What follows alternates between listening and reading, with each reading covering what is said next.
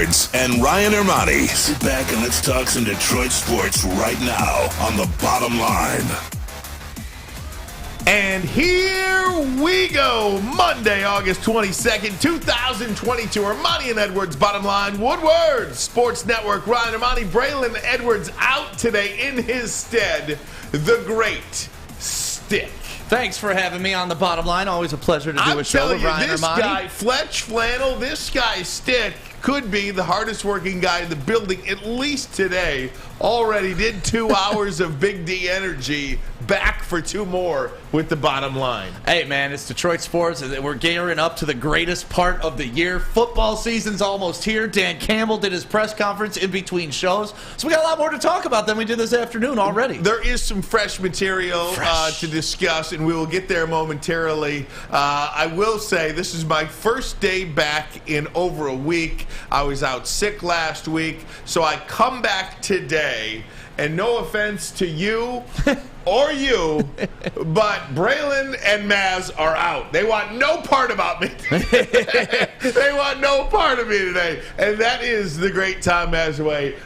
He is not here today either. So Braylon is at the Jalen Rose golf outing. Correct. Supporting his good friend Jalen Rose. And Tom Mazaway is moving in his daughter to her freshman year at Grand Valley. I talked to Maz earlier, Stick. His heart's breaking.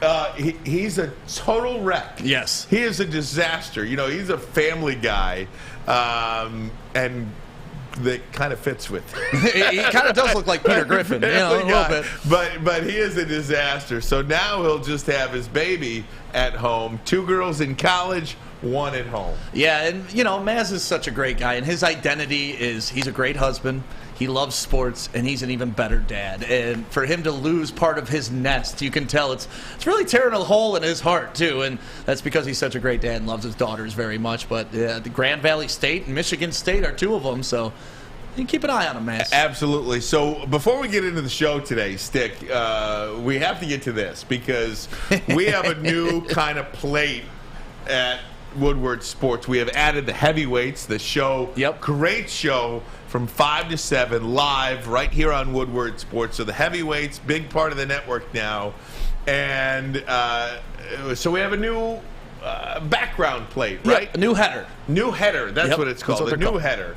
Well, the Drew and Mike people, our good friends Drew Lane, Mark Fellauer, Brandon, those guys at Drew and Mike, they have noticed one omission. Tom Mazaway. He never makes the cut of the top pictures. Do we know why Tom Mazaway has not made the header photo yet? Well, I mean, I love Maz, but let's be honest. The show is Armani and Edwards, right? That's what it is. Okay, so we put Armani and Edwards on there. The morning show is Adam and Sidekick. So we put Adam and Terry right now. Jeff was there before. And then, of course, the heavyweights. There's 2. So I think it's just the symmetry of 2 from each show. So who do we have to thank for this lovely shot? This is now the many faces of Tom Mazaway. This is the new header photo for Woodward Sports. At least today, it is Tom Mazaway today and all day. Live shows Monday through Friday. Maz, we got you covered, baby. When I see this, all I can hear is Maz debating himself with all 8 of these voices. Just a bunch of 8 Mazes on repeats. It's almost like Furbies. Remember when you had a bunch of Furbies together? They just wouldn't shut the hell up talking to each other. When you have a bunch of Maz heads like that, I was in a shoot, and they're like saying just all type of funny. Oh, get out of here! You don't know about Micah Parsons. You know, exactly. All Maz takes in those pictures. Oh my God, so funny, Maz. We miss you, Braylon. We miss you. Both those guys will be back tomorrow. But in the meantime, I've been off for a week, so it's going to be like diarrhea of the mouth here because I've got a lot to say, a lot to go through. But we do want to start today's show with the news that just happened moments ago. Dan Campbell spoke to the media at his weekly press conference, well, daily press conference as it is. And there were some things in there, Stick, that we are learning. First and foremost, the starters will play a half against the Pittsburgh Steelers on Sunday in Pittsburgh, the third and final preseason game. This is something that's different from last year. The starters did not play in the third preseason game last year. This year they are. However, one caveat to that, Jared Goff will not see any action, and Dan Campbell said there is no way he will talk me into it. Like he did the first game. What do you make of that? The starters are going to play half. Well, I expected that this weekend, and I talked about it, earlier. Like I was out here at the Woodward Dream Cruise on Saturday. I was watching the game on my phone, and I turn on the app just to watch the game, and no Jared Goff, no starting offensive lineman, no starting running backs, no wide receivers. I'm like, what the hell is going on? Because usually it goes, you play a quarter, you play a half, and then you rest and treat it like a bye week to get ready for the regular season. Dan Campbell's doing it a little bit different this year. He's got his reasons. I don't know what they are, but I thought the progression would be this week they would play a half. Next week you rest them. But either way, I'm excited to see the starters play again. This week, obviously, we're playing the Steelers, who are a formidable opponent. No matter where they are, they haven't had a losing season, I think, since like 1981 or something like that. So I'm interested to watch the starters again. I really wanted to watch the offensive line again, and it's so exciting that we have almost like appointment viewing now with our offensive line. Like, how bad are these guys going to beat up the opponent today? Well, one of the things about this, and I think coaches for the most part are still trying to figure out how to work preseason. Right? I mean, last year was the first year, I believe, if memory serves correct, that they went from 4 to 3 games. Correct.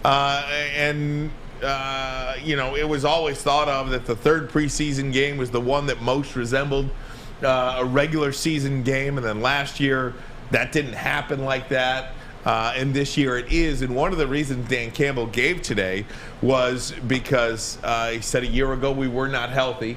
They had some training camp injuries, so they just couldn't afford any more injuries. This year, knock on wood, I don't even want to say it, but they've been relatively healthy. A few nicks and bruises, but nothing major, thank God. And I'm God, please. I don't want to jinx it or anything like that, but this year they are healthy also. And he did mention this, Stick, first day of training camp. He said, please trust me. The studies show that if you are physical, the more physical you are throughout training camp, the better prepared your bodies will be for the season. You can't just do nothing in training camp, maybe hit 20 times, 20 plays a day or something like that, and then show up 75, 80 plays in a game and not expect to get hurt, not expect to get a little winded. So he didn't want to start the season in week 8 when everybody comes in his, they've got their wind, they've got their legs, they've got everything going. He wants to start in week 1. And I think I love this. It didn't work last year. You got off to a slow start. Let's try something different. I think this is a really good move. Yeah, and you saw him address that in Hard Knocks, too, in that first speech. Like, trust me, men. I know we're out here hitting each other first day that we can in pads, but this is for your own good. I'm not going to push you to a point where you're getting an injury, but just trust me. Because you got to look at it. The human body is phenomenal. It's an amazing thing. And, on a micro scale, look at this as like a callus, right? You go to the batting cages for the first time. You take 100 swings. You're going to be callous throughout here, maybe on your thumb. You'll get a blister. Well, after you do that for 8-10 consecutive days, now all of a sudden you could take your 100 swings and never have to worry about busting your skin again. And I think that's what Dan Campbell really wants to do with these guys. Let them get their hits, because he was talking about ligament strength. He was talking about how the body recovers. And that's another thing. You're also teaching your body how to recover, too. And you're showing it. We're creatures of habit, and our bodies are systems. If you can get them in a regiment and know, hey, my body's getting murdered on Sunday, I'm icing it all day Monday, your body gets in that rhythm and it can recover faster. So I love that Dan Campbell's taking that approach with these guys. And it's also cool because he's a former player, so he knows a little bit about recovery time and how to take care of the body. And look, injuries in preseason, they're always the big conversation, right? Kayvon Thibodeau, we just saw it yesterday. Kayvon Thibodeau was it was a shot block by a tight end. So, depending upon which guy you look at, what was it dirty, was it not dirty? Dan Orlovsky was saying you see this 50 times a week in regular season play. It wasn't dirty. It was unfortunate. Other people have different feelings about that. Latest news today, Kayvon Thibodeau out 3 to 4 weeks Nothing major. Ouch. Sprained MCL. The meniscus is fine. The ACL is intact. But that is the worry when you're playing in preseason games. But as Dan Campbell said today, as long as you play with pads, you have to practice and you have to play. You got to prepare for this stuff. And injuries are part of the game. It's not foolproof, but the studies do show that the more times you get hit, the more times you prepare for this stuff, the better acclimated your body will be when the week 1 of the regular season starts. Also, he is not going at this alone either. He talked to Mike Tomlin, or at least he said he talked to Mike Tomlin. The Steelers also will play their starters for a half. So this isn't Dan Campbell doing something that is unheard of in preseason football, playing his starters for the first half in the 3rd preseason game of the year. Mike Tomlin, who's never had a losing season. Ever. Not and once. One of the most storied franchises in all of sports, the Pittsburgh Steelers, is also doing this. So I don't think it's unheard of to do it.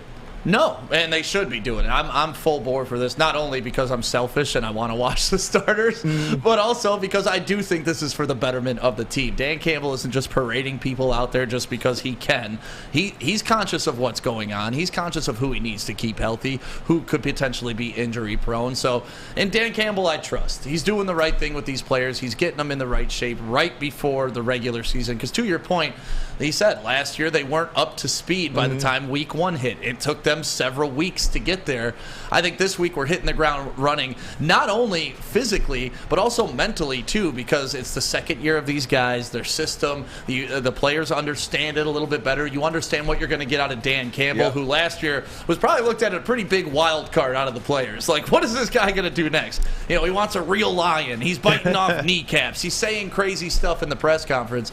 So now there's expectations on both sides. Dan Campbell knows what to expect out of Penei Sewell. Penei Sewell knows what to expect out of Dan Campbell. So how many roster spots are up for grabs? Who will start at quarterback against the Steelers on Sunday with the ones? Will it be David Blau or will it be Tim Boyle? We'll let you know what Dan Campbell said after the break. But first, a message from Gypsy Vodka. I cannot believe golf season is kind of wrapping up. We only got like 2 more months of golf, so make sure you are out on the course with a mulligan. I'm not talking about the shots you hit. I'm talking about the drink from Gypsy Vodka, iced tea, lemonade, 8%, absolutely awesome. And we just gave away that beautiful mulligan golf bag at the Woodward Dream Cruise this weekend. So make sure you go pick some up, put it in your golf cart, or just drink it in your backyard like I do too. The mulligan from Gypsy. Detroit's downtown summer playground is back. Open all summer long, the Monroe Street Midway. Enjoy roller skating, free Wi-Fi, food trucks, art installations, and so much more. Don't forget to take advantage of the basketball court, putt-putt, and, of course, family programming all summer long. All art installations are done by Detroit artists, and it's a fun, safe event from people 1 to 100. Go to deckedoutdetroit.com. You don't have to go to the beach, man. You don't have to get your butt crack full of sand. You just need a little chili peppers, man, to get that glowing beach chili peppers tan. Woo! With 26 locations in the Metro Detroit area and more coming, Chili Peppers Tanning is where you'll find the cleanest salons in the D. Join the Pepper Club for the best deals on unlimited tanning. Head to chilipepperstanning.com. You just need a little chili peppers, man. We are the network for Detroit by Detroiters. Welcome to the Woodward Sports Network. Welcome back, Woodward Sports Network. Ryan Armani. We've got stick in for the great Braylon Edwards today. Tom Mazaway out. He's got his kid at college, freshman year. So he's got 2 in college, 1 at home. Fletch and Flannel playing first and third base here. Flannel, this is a new beat. Did you bring this beat? This Yeah, new. baby. It's not new, but I did bring it in a while back. It's become a fan favorite. Everyone in the back likes it. You guys all like This it. is a host favorite, too. It's hot fire, son. I mean, put a marker on this one. Flannel on a beat. Guys, if you are watching on YouTube, please go ahead and hit that like button for us. Subscribe to Woodward Sports as well. Tell a friend about Woodward Sports as we continue to grow this digital platform. If you are watching on Twitter or Facebook, we're going to stop those feeds, move you over exclusively to our Woodward Sports YouTube channel as we continue to have a little fun here talking Lions. Within the hour, Dan Campbell wrapped up his press conference from today. The Lions practicing on the field right now as we speak. It is the last time Dan Campbell said it'll be Detroit versus Detroit today on the practice field. They will go full go practice in pads today for the final time in camp. Detroit versus Detroit. Yeah, and I'm very interested to see this because what Dan Campbell was saying, too, is he's talking about how our talent is so much better than it was last year, that these guys actually practicing against each other are making each other better, right? And Calvin Johnson was at the DMAC golf outing, and we talked to him about practicing against a player and just schooling him constantly, right? Eventually you don't learn anything. He's like, yeah, it's like playing against a brick wall. Like it's just there at some point. But the fact that the Lions and Dan Campbell feels that we've progressed so much that practicing against each other is improving us, and it's just a reciprocal. It's creating a snowball effect. They just keep getting better and better and better, and that's what Dan Campbell said about practice last week. He was very happy with practice and how it went because they improved every single day, and now they get to take what they learned last week in Indy, put it against each other on the field. Hopefully we don't see too many fights, but I'm sure we'll see a little bit of it because these guys are competitive by nature, and we'll move on from there. But it's just nice to know. The term iron sharpens iron has been used a lot in this offseason, but it's true, and that's why it keeps getting used, because we're actually seeing it in action. Let's take the low-hanging fruit first here, and we'll get to last week's preseason game and some of the things we liked about it, some of the things we didn't like about it in just a little bit. But so the starters will play versus Pittsburgh. Question then becomes, who has the lead in the backup quarterback position? Is it David Blau? Is it Tim Boyle? I thought they both played fairly well, all things considered, over the weekend on Saturday. Who's in the lead? Dan Campbell says neck and neck right now, but Boyle probably gets the start if I had to pick right now. So Tim Boyle will get the opportunity with the ones as it stands right now. That is subject to change, but he would get an opportunity with the ones. I think that's pretty important. Because anytime you get an opportunity to throw to Amon-Ra St. Brown, DJ Chark, no disrespect to Tom Kennedy, and I think Tom Kennedy has solidified himself a roster spot. I mean, it's almost like, oh my gosh, just lather up in the Tom Kennedy oil, which I am a big fan of, and we'll get to him in a little bit. But it's a big difference. Not only that, your guys on offense are going to help you out, presumably. But you are playing against the first-team defense for the Pittsburgh Steelers as well. I think you'll learn a lot in terms of that. Yeah, you should, right? The Pittsburgh Steelers have built pretty much their entire franchise off their defensive prowess. This backup situation is fun to discuss. It gives us something to talk about. But Boyle, to me, he was the number 2 last year. You saw when Goff went down, who was the first quarterback in? It was Boyle. And I don't think he's left that position on the depth chart. He'll always, to me, at least be our number 2 quarterback. And I think he will get the start this week against the Steelers. And you're right, it's good for him to get that timing down. But I said it earlier, I don't want to see Tim Boyle ever. Right. Ever. Unless he's coming out there to take the kneel down just to end the game so nobody else gets hurt. But outside of that, I don't want to see our backup quarterback play ever. And I'm glad we're not in a position to where we're like just screaming for the backup anymore. Because at the beginning of last year, we were kind of doing that, right? It was like, get this guy, let's see what Boyle can do. Let's see what Blau can do. That was like, we saw what Boyle can do. We saw what Blau can do. Give us Goff. Please bring that man back. So we want him to stay healthy. That's really the point, Stick. I think you hit the nail on the head because while it's an intriguing storyline in preseason, who is going to be the backup quarterback, who is going to win that spot, is it Tim Boyle or is it David Blau? At the end of the day, it doesn't matter, does it? Because neither of them make you feel good if they've got to be inserted into game duty during the regular season. It just doesn't. I went back and I looked at the quarterback depth chart around the league today, and I didn't print it out, and I don't think I still have it on my phone, but I guarantee you, I don't have it on here. There wasn't a team, maybe Houston. Davis Mills is their starting quarterback, and I forget who their backup quarterback was. But aside from the Houston Texans, there was not a team in the NFL that had a backup quarterback. Kyle Allen and Jeff Driscoll are their backups. Yeah, that I wouldn't take over Tim Boyle and David Blau. So do you want me to just run down all the backups right now? Feel free. Let's do it. Case Keenum.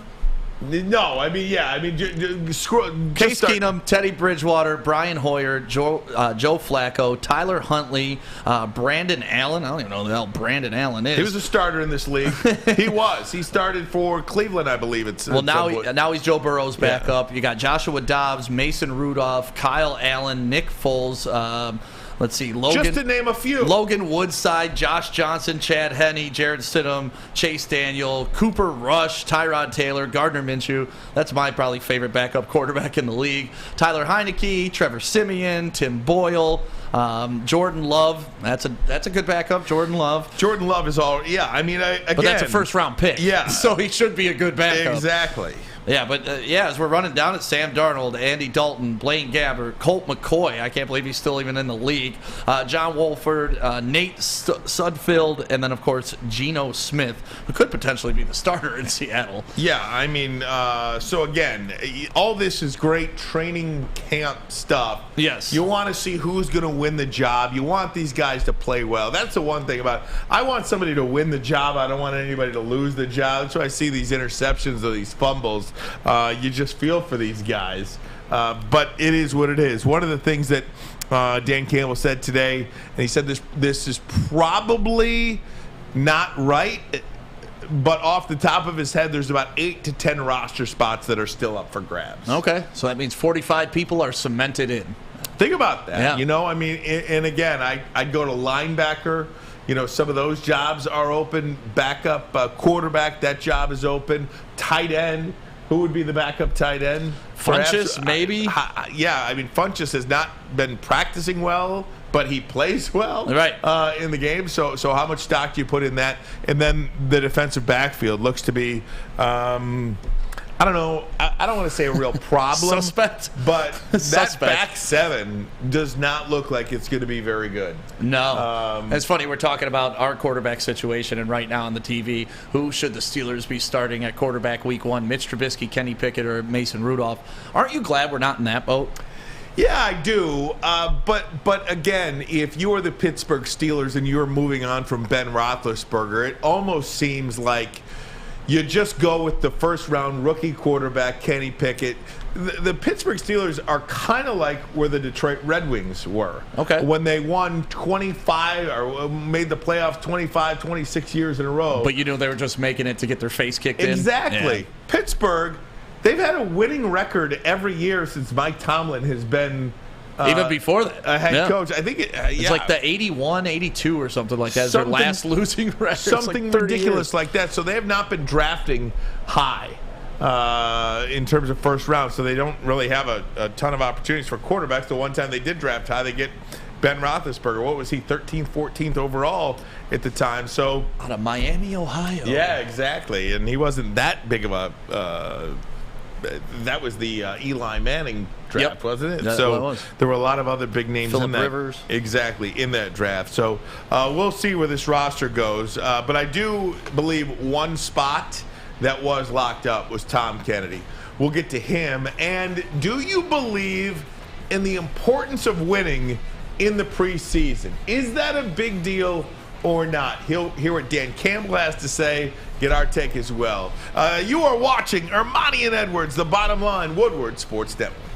But first, a message from Academy of Warren. Academy of Warren, as is now enrolling for kindergarten through 8th grade, and that features AM and PM latchkey, a learning street, a futuristic media center, free breakfast and lunch, Houghton Mifflin curriculum, and K through 8 athletics. Speaking of athletics, Academy of Warren features a brand new state-of-the-art sports dome field house that has a regulation basketball court, volleyball court, and soccer field. Also can be used for 7-on-7 football. Enroll today at academyofwarren.net. That is academyofwarren.net.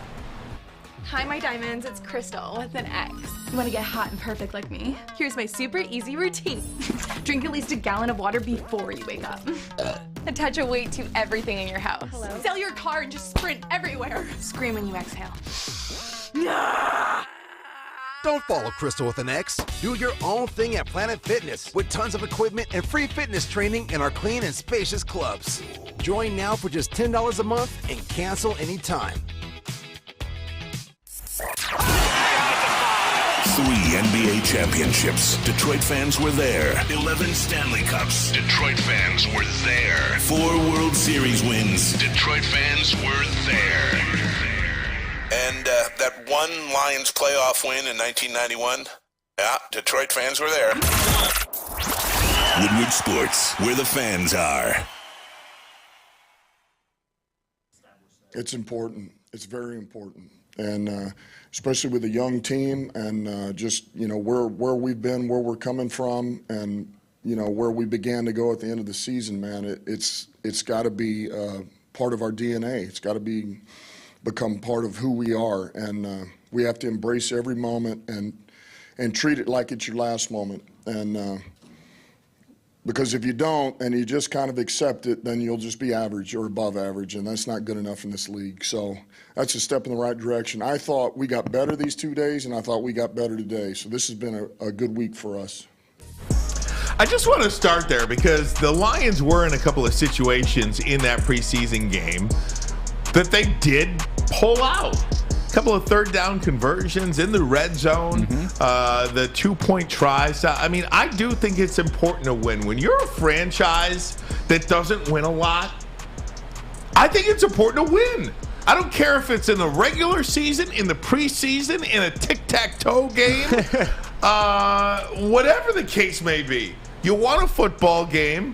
It's better to win than to lose. The Baltimore Ravens just won their 22nd in a row, I believe. Or 21 or 22nd in a row. It's fine, but that's an organization that wins Super Bowls. Right. I think when you're trying to create a culture of winning, I think it is important to win these preseason games when you have the opportunity to do so.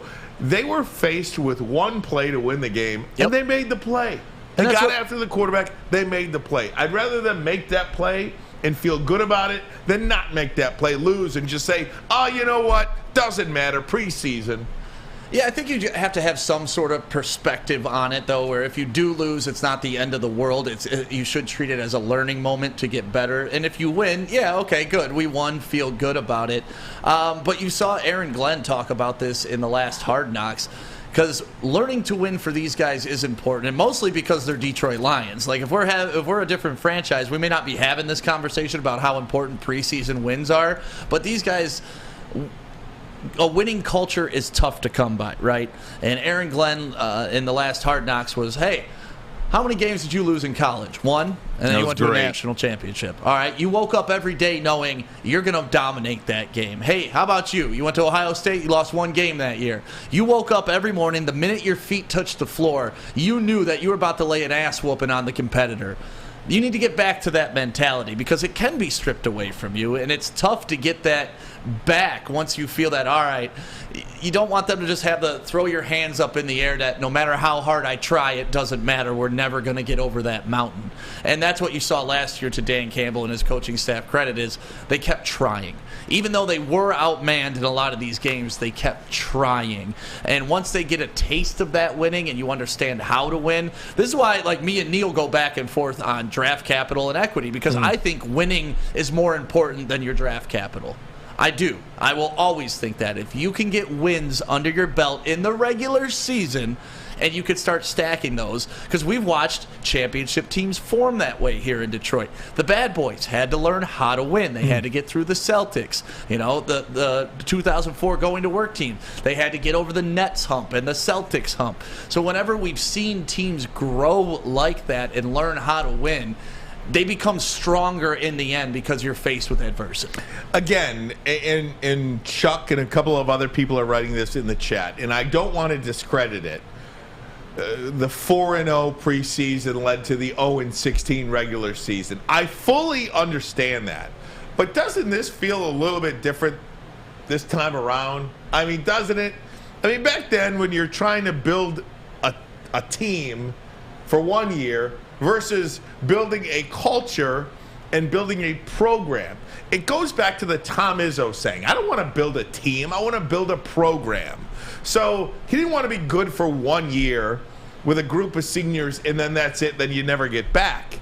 You want to be good consistently year after year after year. And again, I don't want it to make it sound like Ryan Armani is sitting here saying, oh, that win means that they're going to go 10-7 and make the playoffs, win a playoff game or anything like that. I do believe that, but I don't think it's because of this preseason win. But I don't want to completely discredit it either because it's just too easy. It's just too easy to say, oh, it's a preseason. Nothing matters in the preseason. I do think things matter in the preseason. I think you got to play hard. I think you got to win your individual battles. I think you got to try to win the game when you have the ability to win the game because this whole thing is about winning and losing. You play to win the game. Thank you, Herm. Thank you. I appreciate it. And again, I don't think it's a bad thing for the Detroit Lions or a meaningless thing. Let me say that. I'm not going to say bad thing. I don't think it's totally meaningless for a team that wears, oh, I hope I don't fall, that wears this helmet. This helmet, over the years, has not done a lot of winning. So when this side of the field wins, I think it is important. And again, I don't want to make too much of it and say, oh my God, this is the greatest thing. They won a preseason game. But again, I think it's worth something, Stick. It is. It's one of those things, you can't get too high and you can't get too low, right? If you lose a preseason game, you can't go home and say, oh my God, SOL. And I kind of went off on that on my Twitter after the first, oh, it's the same old Lions. They blew it in the end. And it was like, okay, the fourth stringers blew it. Use that as a learning moment. And like I said, if you win, celebrate a little bit, but also understand and take it with a grain of salt that it's preseason. And, you know, Flannel Sam, but what do you think about winning and losing during the preseason? Because I think this is brought up ad nauseum. We went 4-0 the year we went 0-16. And again, I don't discredit that. I don't discredit that. Again, I just feel, Sam, weigh in here. I just feel like it's worth something for this team. I mean, preseason, it's kind of the best of both worlds because if you win, it's like, oh, cool, we can celebrate a little bit. And if you lose, it's like, oh, it's just preseason.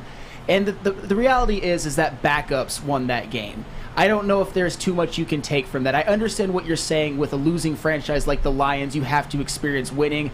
I totally get that. But I personally don't put a ton of stock in the result of the game. I put more stock into individual battles between players, whether it be the starters or backups just trying to make the roster. I don't disagree with you on that, Sam, but also it does, to me, speak to a little bit more of the talent and the back end of the roster, too, when you can make these plays against, you know, your backups versus their backups, your third string versus their third string. It just kind of lets you know, to me anyway, that the overall depth of talent on your team is getting better. And I think that does help you win in the regular season because it means you can survive an injury here or an injury there to a player who goes down for a week, 2 weeks, 3 weeks. Hell, maybe even the season somebody's going to go down, heaven forbid. But again, when you have talented guys that are willing and ready to step in and step up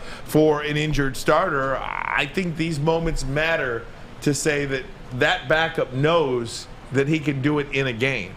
Yeah, and you heard Dan Campbell actually talk about that in his press conference. Like, he's happy that when he started the backups in this last game that they were able to perform. They were able to blow the guys off the ball, his linemen. So we know we have some depth at linemen now, which is awesome because, obviously, as you know, in football, it's not if, it's when. Everybody's going to get dinged up. Everybody's going to get injured. You hope it's not to a point where it's debilitating and you can't play. But the fact that we can slide somebody else in, like look at last year. Frank Ragnow goes on, and we slide in the next center, and he damn near Pro Bowl quality center. And it's nice to be able to have those things, and that's part of building a winning culture and a next man up mentality. Don't you want to see them beat the Steelers? If they're playing their ones, sans Goff, if they're playing their ones, don't you want to see them build a lead at least at halftime? Yeah, no, especially because it's the starters, because the Steelers are a really good football team, or at least they have been, and they have talented players. Of course, you want to see them build a lead. You want to see the starters play well, but it wouldn't break my heart if, say, in the second half they blew the lead or they didn't play as well. It's more about what the starters do, but I understand. Against the Steelers, they're a good measuring stick for how good you actually are.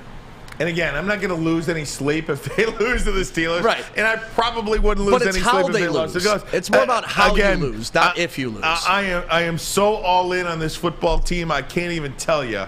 I think they're going to be good this year. And maybe that's just, because I have a sickness and it's called Lyon's disease or what. But I just think they're going to be good this year, and I think moments like this matter. If you are watching on YouTube, please go ahead, hit that like button. Let's see if we can get to over 100 likes by the end of the next segment. Subscribe to Woodward Sports Network as well. We're going to take a break. When we come back, Tom Kennedy, 85 has earned a roster spot. I'll tell you why coming up next. But first, a message from SMA. The sports marketing agency and our man Sean Jordan, they do a great job of highlighting anybody that's struggling with anything in life, really, whether it's substance abuse or whether it's just a mental awareness that you need help with. They are there to help you. There's people to help too. Don't think that you're in this alone. Make sure you reach out. Go to thesportsma.com. That is thesportsma.com. And even if it's not you and it's somebody that you know, get them the help that they need. Thesportsma.com. Life is full of hard choices. We're here to make one of life's biggest decisions as simple as possible. My name is Christina Gennari, and for over 20 years, I've helped hundreds of families buy and sell homes. We cover all of Metro Detroit and more, from large luxury homes to starter homes. We will work hard to make sure that you get the home of your dreams. So if you're in the market today or even thinking about buying or selling in the future, make the obvious choice. Christina Gennari, the obvious choice in real estate. Visit us at soldchristina.com today. Fellas, let's be honest. We like things to be easy. We like simple stuff, like sports 7 days a week. We like things uncomplicated, like Lady Jane's Haircuts for Men. Open 10 to 8, 7 days a week. Walk in anytime. Sign in, sit down, watch your favorite team play, and before you know it, your hair will be game ready. Open 10 to 8, 7 days a week. Walk in anytime. Lady Jane's Haircuts for Men. It's wicked awesome. Woodward Avenue, the first paved road in America. Woodward Sports, the first sports network born in Detroit and made for Detroit. Get a free Woodward Sports t-shirt. That's right, a free Woodward Sports t-shirt all month long at Big Frog in Novi. Just stop in, tell them we sent you, and they will print you one on the spot. So go to Big Frog Novi today and get your free t-shirt or visit them online at bigfrog.com/Novi. That is bigfrog.com/Novi. I would say that's pretty accurate, I would say that's pretty accurate. Open your mouth. Let's be on the same page. It's something that we've desperately been working on with the older guys who are starting to get it, Tracy and Elliott and those guys. And so now, we got to get the young guys to come along and start, there's no secrets out there. We don't want secrets. Let's all be on the same page. Communication is key for the Detroit Lions. That was Dan Campbell after the win over the Indianapolis Colts, preseason game number 2. The first time, actually, Dan Campbell has won a preseason game, by the way. Last year they were 0-3, opened up with a loss this year, and then they went ahead and got the win. Yeah. So there you go. Guys, Dan Campbell said earlier today about 8 to 10 roster spots up for grabs. One of those spots, I believe, has been earned by Tom Kennedy. I see you smirking over there. Look, there's 6 wide receivers that are going to make this team. Yep. 6 wide receivers. Amon-Ra, Chark, Reynolds, Raymond, Cephas, and Kennedy. And Jameson Williams starts on PUP. Okay. So when J-Mo comes back. When J-Mo comes back, then you make the decision. Tom, you got a month of football, and maybe there'll be another injury, perhaps. I mean, if you're thinking all of these wide receivers are going to be healthy throughout the rest of the season, probably not accurate. So Kennedy makes a roster. He's got a month, and we'll see what he does there. But up until this point, he has earned a spot. If Jameson Williams is on there, he's probably not beating out Cephas. He's probably not beating out Raymond because of the things that Raymond can do on special teams as well. And, oh, by the way, he's a pretty damn good receiver, Khalif Raymond. So, again, Amon-Ra, Chark, Reynolds, Raymond, Cephas, and Kennedy. Those are your 6 wide receivers with Jameson Williams opening on PUP. He's definitely put in the work. I don't see a world where Tom Kennedy is on the field actually playing for the Lions during the regular season, and that's pretty much why. It's not his lack of talent. It's that the Lions actually have a talented wide receiver room now. Last year going into the season, that was probably one of our biggest concerns. Who the hell's going to catch the ball this year? Then they bring in Josh Reynolds, and he kind of turned the tide for our passing game. But yeah, Tom Kennedy, I can't see him being better than Khalif Raymond. And Raymond, to me, is the last wide receiver that's going to be on the roster. So he's right there. He's showing out in preseason. But that just means he's getting a nice audition tape for another team. But again, he doesn't have to either. Williams most likely, and I leave myself it out there, will start on PUP. Oh, yeah. No, he will. He'll be out the first 4 games of the season. So, I mean, you are going to have an opportunity. Is Trinity Benson beating out Tom Kennedy? I don't believe so. I don't. I could be wrong, but with my eyes, I think Kennedy has done everything he can do up until now. Sam's got some strong takes on this, and I know that you do not think Tom Kennedy will come close to making the roster. I think he's on that fringe. I'm kind of in the middle between what Ryan thinks and what Sam thinks. Well, to be fair, Ryan, you did make a good point about Jameson Williams being on the PUP list. That might create a roster spot for someone who otherwise shouldn't have it. I just see this wide receiver room as way too deep. You can name 6 off the top of your head, including Jameson Williams, that are clearly going to be on the team above Tom Kennedy. What the practice squad is for, which is where he should be, is if there are injuries, you can bring him up. But so far, I don't think Tom Kennedy has done quite enough to even make it on the team over a guy like Trinity Benson, to be honest. I know that that's arguable on both sides, but I just don't understand kind of the obsession that certain Lion fans have with Tom Kennedy just because of what he did in the preseason. I don't think it matters that much. I don't think it will actually mean anything in the regular season. Hell, put him on the Bears, he might make that team because that wide receiver room is complete trash. But on the Lions, with all that wide receiver depth, Tom Kennedy, stay out. Well, again, 1-800 stay out. And I think you're totally discrediting him because he's a 5'10" white guy. I mean, you and everybody else, he's a 5'10" white guy. I am a 5'10" white guy. Maybe 5'9" and 3/4. Now he is 30 pounds, weighs 30 pounds less than me. But again, you're just not used to seeing a 5'10" white guy out there at wide receiver, burning DBs, catching everything in sight. I don't know what you're looking at. He has done everything in the preseason to earn a spot. Trinity Benson, Khalil Pimpleton, have you heard their names this preseason? Has Pimpleton outshined Kennedy in the preseason? I mean, I'd probably take Tom Kennedy over Khalil Pimpleton, but another thing that But that's all you got to beat out. But what about Trinity Benson, though? Okay, what about Trinity Benson? Fine young man. All right, let me do this. Do you know who Lance McCutchinson is? No idea. Khalil Shakur, Isaiah Likely, Michael Bandy, Alex Bachman. Those are the top 5 guys leading preseason in reception yards. Sure. None of those guys are going to make their squad. How do you know? How do you know? Because I've never even heard of them. I understand that, but those guys don't have to be wide receiver 1 going in.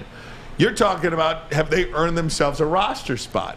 I mean, you probably couldn't name me the because I mean I can't. Maybe you can.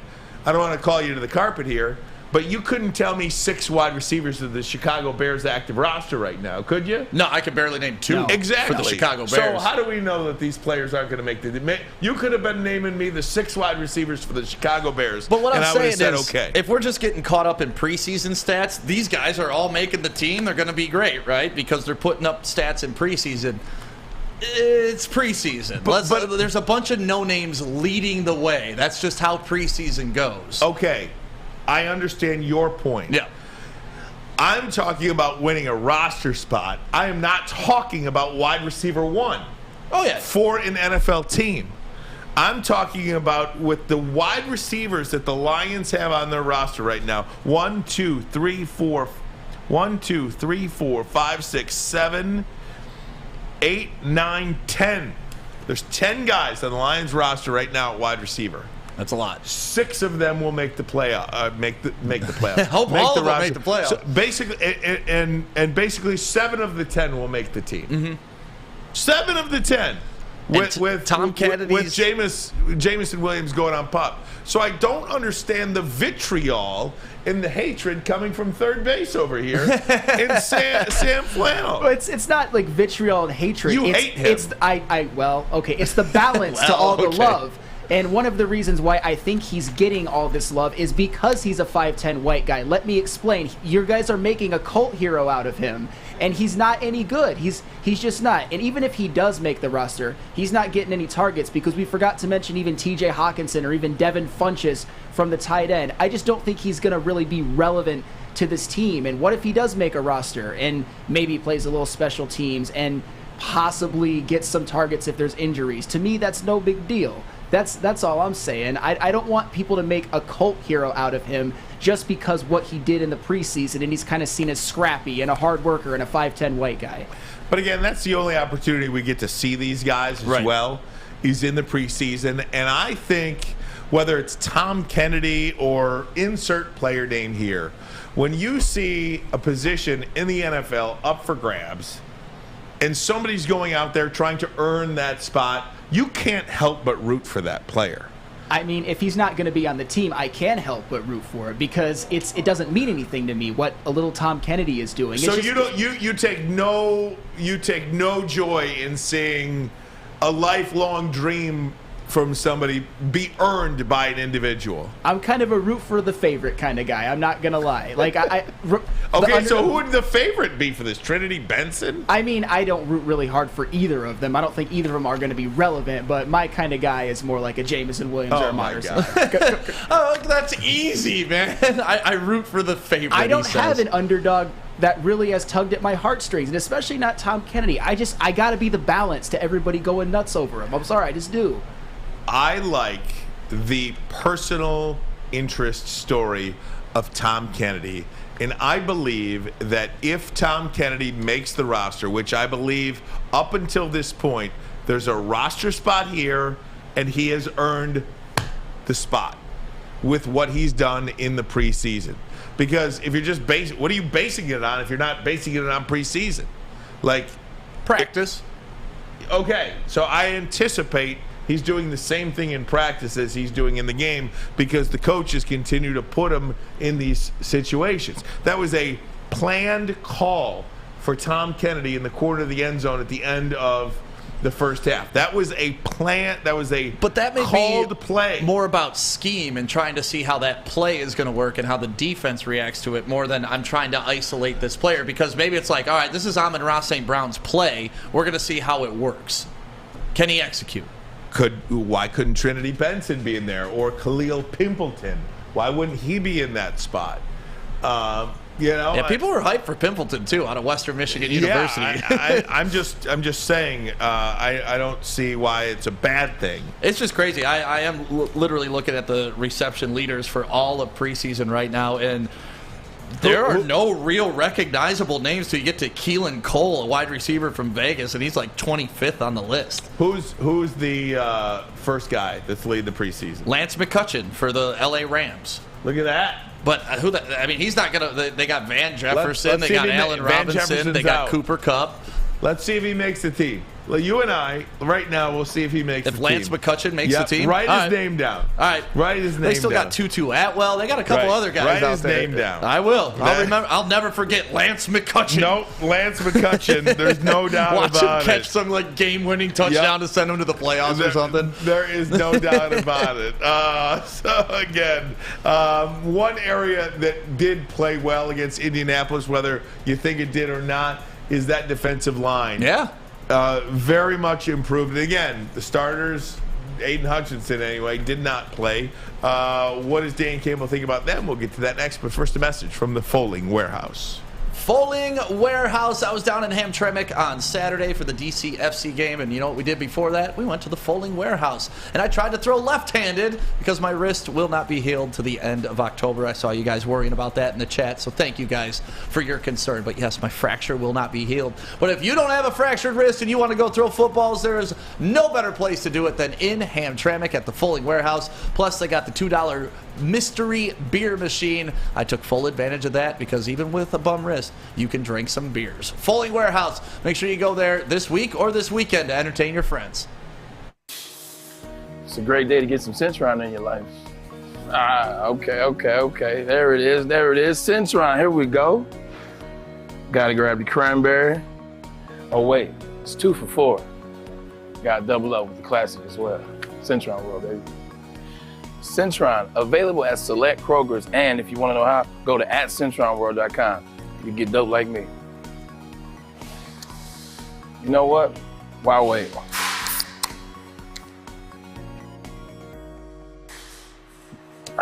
Great taste, guaranteed.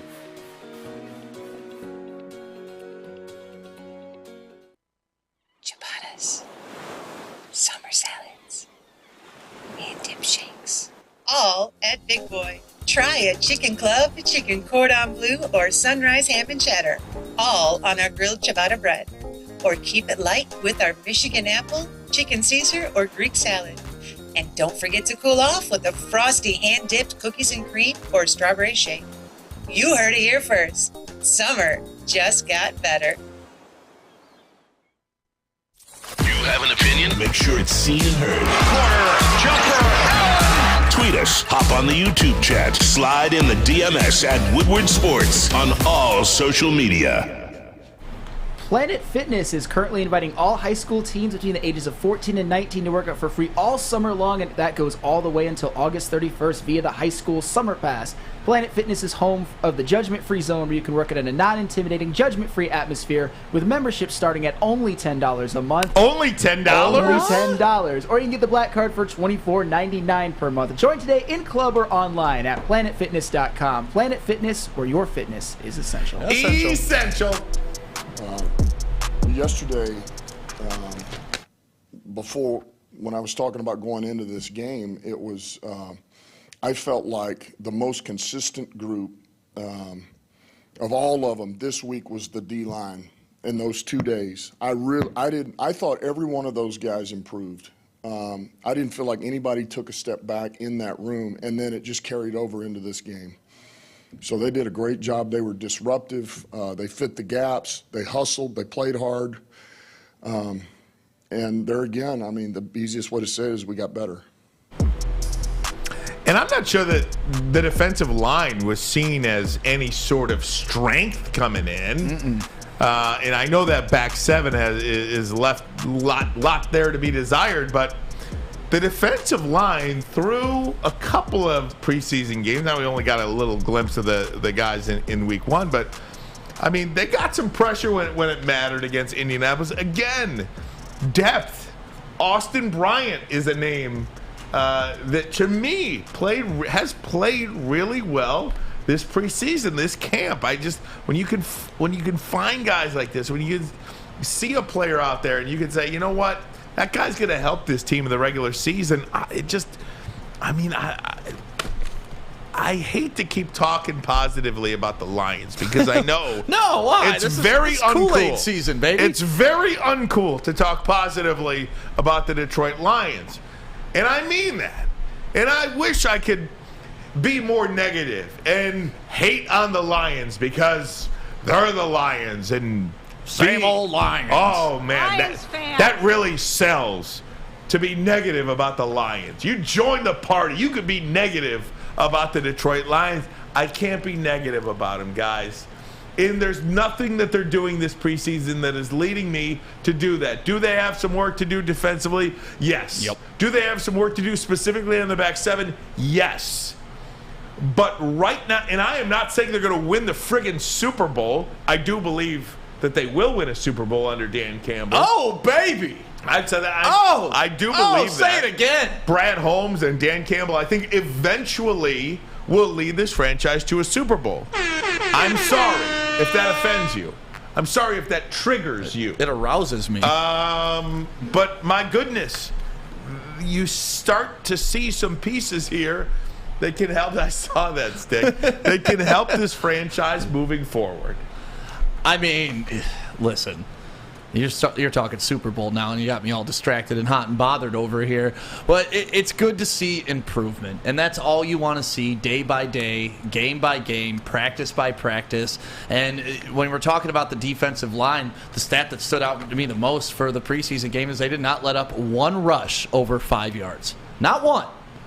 That's impressive. I don't care if it's your backups. I don't care who you're playing. To not let up a chunk play, period, is huge, and that shows that our defensive front is gelling, it's coming together, and once again, it goes to show that maybe our defensive scheme is something too. These guys are knowing what angles to take, what stunts to run, how to plug up the holes, how to make sure that they're occupying space and making sure that the linebackers can come fill, and that's something that's very important. You saw Dan Campbell talk about that too in Hard Knocks. You got to trust the man next to you to be in his proper place so you can be in your proper place, because football's not always about making the play. Right. It's really not. It's about putting your teammate in the position to make the play.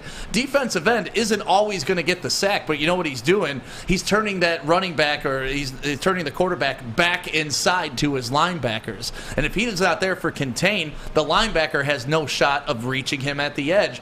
So a lot of these things are coming together, and we're starting to see that, oh man, we may actually be out coaching some people too. And this is when's the last time we've been able to say that? Exactly. This isn't only about what happened in the preseason game against the Colts. They practiced against them. Ones versus ones. You may have not seen Jared Goff in the ones against the Colts, but they went up against them for 2 days in practice. Listen, here's Dan Campbell talking about going toe-to-toe with Indy. Yeah, I would say that because that's a pretty traditionally a gritty team. And so you want to know that you can go toe-to-toe with them. I think that, I think we wanted to see if we could establish that on both sides of the ball. We had a pretty good idea they would try to run it, and that's kind of what they do, or at least it starts there, and that's who we want to be. So yeah, I think that was big for us today. Isn't that a good comparison? Detroit and Indianapolis. If you're trying to model yourself after somebody, and I know Indy hasn't had a crap ton of success in the postseason recently, or in terms of Super Bowl. They did win a Super Bowl with Peyton Manning. Yep. But that is a pretty darn good franchise, I would think, to model yourself. I mean, they've had some failures, but they're a gritty team, to use that word again. They run the football. They play defense. They've got a pretty average quarterback who might sling it around this year a little bit of a new life for Matt Ryan, but you get it. Yeah, the way that they're mapping it out this year is kind of the way that the Lions are emulating building their team. I mean, the Colts have one of the best offensive lines in the league, and what did they do? They went out and got Jonathan Taylor in the second round, put him behind that great offensive line, and let them go to work. And what happened last year? Jonathan Taylor led the league in rushing. Did they blow a great opportunity against the Jacksonville Jaguars, and I'm sure they're going to kick themselves for that till the end of time, because if they got into the playoffs, who knows? The running game travels. They could have done some damage, plus they had a pretty decent defense. I have no idea how they blew that game against Jacksonville. To not have that want and that will, I don't know how Jim Irsay just didn't fire everybody right after that game, because that had to have hurt so bad. But to my point, I like how they built their team in the trenches. You are going to win more than you lose when your big fellas can beat up the other big fellas. Without question. And again, we'll see what the Lions can do against another upper echelon franchise in the NFL, taking on the Pittsburgh Steelers. They'll do so Sunday. It's a 4:30 game on CBS, nationally televised on CBS this week. So another good look. Again, if you're just tuning in, Dan Campbell said earlier today at about 1:30 at his press conference that he was going to play the starters for the first half of the game against the Pittsburgh Steelers. Mike Tomlin said he will do the same thing, so it'll be ones-on-ones. Jared Goff will not play, so it'll be most likely Tim Boyle with the ones against the Pittsburgh Steelers. So we'll see what they do. If you are watching on YouTube, please go ahead, hit that like button for us. We'll see if we can get to over 100 likes here momentarily. Also, subscribe to Woodward Sports, coming up on 31,000 subscribers here on this platform. Thanks to each and every one of you for making us a part of your day where you get some sports talk. And we do like to talk sports here and not, what do you like on your sandwich? But it's all good. I like to cut it diagonal. Yeah, we do like sandwich talk too, but we try to limit ourselves to sports discussions. We will continue to do that. We'll go around the NFL. Big talker today in the NFL was in regards to Kayvon Thibodeau. Mm-hmm. Did you see the block on him? We can't play it for you because of NFL rights regulations, but we will talk about that, get you an update on him. And Tom Brady back at Bucs camp. He was there today in the flesh, getting ready for the 2022 season. So all that and more, plus Michigan football. We'll get into some of that, hour number 2 as well. But first, a message from Les Stanford Chevrolet Cadillac. If you would like a Cadillac, head on over to Les Stanford Chevrolet Cadillac today. You could drive off right now. You all hear about the chip shortage and supply chain shortages. They have Cadillacs right now on their lot, ready to just drive off today. Head on over to Les Stanford Chevrolet Cadillac, located on Michigan Avenue in the great city of Birmingham. Over 300 pre-owned cars on their lot right now. All makes, all models, all years. For more, head over to LesStanford.com. LesStanford.com. Find new roads. Find them. At work and at home, we're there with smarter security solutions. Featuring complete automation with customized alerts and more. For over 90 years, we've been the company that's been counted on to protect what matters most, all with personalized service and care. Right now, for a limited time, receive a free video device plus free installation with a new home system. Guardian Alarm. We protect Michigan. Hey, it's Scott from the Woodward Bet Show. Hey, it's Monday. We don't like Mondays, but you know what we do like? We do like some fantasy football, and we like fun coupons. We got you covered over here at 4:30 at the Woodward Bets YouTube page. You guys also got to make sure you get over to that App Store and download oddstrader.com. It's got live scoring, play-by-play updates, the best place to check all the odds sports books right in the palm of your hands. But hey, let's get to them fun coupons. We got a big matchup in MLB today, Yankees versus Mets. Max coming into town. Sounds good to me. You know what? I'm rolling with the Yankees on the money line and the over. oddstrader.com. Woodward Bets. Check it out. Get a shot up. This is for the win. All of Detroit's sports teams live on Woodward. All of Detroit's sports coverage lives on Woodward Sports. Driving the best in Detroit sports coverage. At Alta, uptime matters. Alta Equipment has everything you need to get the job done. Have a big project coming up? Alta Rent has you covered. Call them today at 844-GO-TO-ALTA. That is 844-GO-TO-ALTA. Welcome back. Hour number 2 of the program. Ryan Armani, the great stick, in for Braylon Edwards today. And Tom Mazaway out as well, taking his daughter to college. Oof. Freshman year in college. You remember freshman year in college? That's the only year I went to college, so yes, I remember it fondly. I did it all my freshman year, though. Oh, God. And especially, she's going up to Grand Valley, but he has a daughter at Michigan State. Yeah. Like, back when I graduated, I was going to welcome weekend at Michigan State as a junior in high school. Like, I spent about 4 or 5 welcome weekends up at Michigan State, and I never went to state. I went to University of Detroit, and man, welcome weekends at Michigan State was something special. Damn, it was something special throughout, no doubt about it. Goldschlager, running around the dorm rooms, hiding from RAs, sleeping in my car, winding up at some girl's house. I was like, I loved Michigan State, man. Good stuff. Good times. Guys, welcome in. Thank you for watching Woodward Sports on YouTube or however you're consuming our platform. Thank you so much. We certainly appreciate it. Hour number 2, I want to continue on with the NFL, and then we're going to get into some Michigan talk. Jim Harbaugh had some things to say about the Michigan quarterbacks, obviously the hot button issue with that team. But let's start with the NFL here in hour number 2, Stick. Kayvon Thibodeau, big positive news for him today. He has sprained his MCL. He is out 3 to 4 weeks. Could have been a lot worse. And again, we apologize. We can't show it to you because of the YouTube rights and NFL rights, so we can't show it to you. But the bottom line is he is rushing the quarterback. He kind of stops to take on a block, and the tight end cuts him low, and it just looked real bad. Yeah, it looked like a chop block without the other defender being engaged. Exactly. If that's the best way Foot planted, right knee goes down. Yeah. But all of his meniscus and his ACL all intact. So that's the good news. But a lot of talk today regarding, was it a dirty play, was it not? And again, I am not going to sit here and break down for you exactly the ins and outs of what's legal and what's not. To me, to the naked eye, it looked like a low, dirty hit. And then you hear Dan Orlovsky talking on ESPN and writing on Twitter that this block, this particular play, happens 50-plus times every week in the NFL. Yep. The defender has got to know that that is a legal block. You've got to protect yourself down low like that.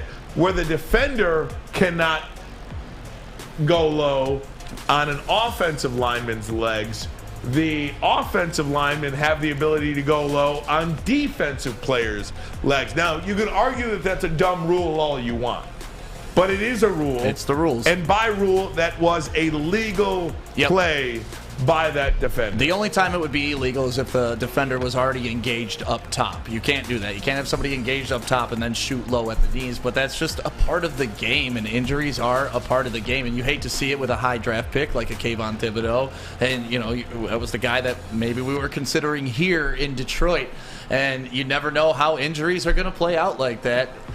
You hate to see it, but you understand it's a part of the game, man. For what it's worth, it did feel like, and I think I'll relate this back to Dan Campbell. It might be easy for me to say, and I could be totally off base here, but to the naked eye, to that clip, the clip that we see, the clip that we've all seen on social media, it looked like Tibbs just stopped playing. Like, it's almost like he didn't go full bore. It's like he got off the line and then just stopped. And that's something I was going to bring up when we were talking about Dan Campbell and how he's getting these guys prepared for the season and he wants them to play full speed in these games. And that's when you get hurt the most, is when you start playing 70, 80%. You need to go full out 100% of the time when you are on any NFL field because of this specific reason. And like you said, same interpretation as you, like he kind of stopped on the play. That's when you get hurt. When you are not giving it your absolute all, or when bad things can happen. Yeah, I just it was ugly, but it was what it was. Also, Tom Brady back at Bucs camp today. Walked in dancing, doing the old Degeneration X symbol to everybody. Now, I don't know if this is true or not, but I did hear a rumor. I read it online, so it must be true that Tom Brady, and it's always great to start a story with, I don't know if it's true or not, but I read a story online that insinuated that he perhaps was taking part in filming The Masked Singer for Fox. That was a Reddit thread. I don't know if it's true or not, but somebody went very deep into explaining all the conspiracy theory about that. And yeah, that Reddit thread went way in depth about how Tom Brady was off singing for The Masked Singer. Could it be true? Let me tell you, out. I work at that network. We do interviews with Masked Singer contestants when they're eliminated. And I can tell you to a person how tight-lipped that situation is for those contestants. Yeah, it ruined their whole show, right? Oh, my goodness. So we'll see. I've never seen that show. Is it good? I love the show. You love the show? I love this show. Have you ever seen The Masked Singer, Sam? I have not seen it, not once. I love the show. It's a great show. It's entertaining. Right. If you want to be entertained, I like the it's a premise good of show. it. Like you're gauging somebody strictly off talent. Yeah. I love that. So I don't know how I feel about Brady's teammate though too. Like, okay, you get to take 2 weeks off of training camp, but I guess it's no different than, let's say, and he's not going to come back, but if he were, Gronk. Let's say Gronk wanted to take the first 8 weeks of the regular season off. Yeah. Let's just come back. D-Mac and Neil want to golf on a Monday. That's Right. fine.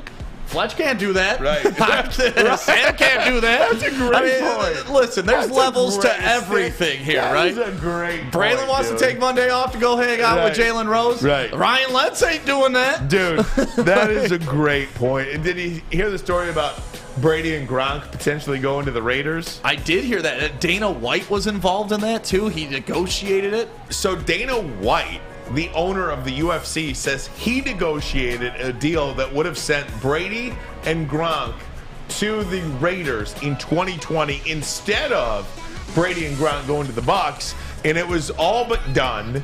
Brady was looking at houses in Las Vegas, and John Gruden didn't want any part of it.